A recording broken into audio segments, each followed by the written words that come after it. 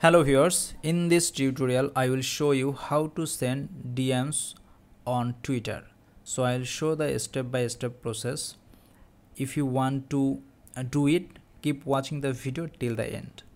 First of all, you have to go to your profile. From here, if you search any of your friends, so any of your follower, or you follow any person, then you can easily tweet that person. Suppose I have some followers, I am following those person.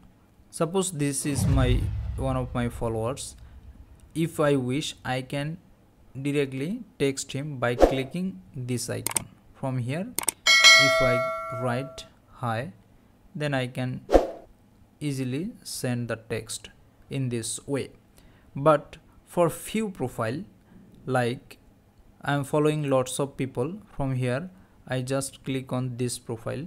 So in this case, I'm not getting this text option. Though I'm following him, I'm not getting to directly text option to him. So for many cases, if any people want to directly text you, you can enable it, otherwise you can disable it. It depends on you. So I will show you how you can fix it. So first of all, click on your profile icon at the top left corner.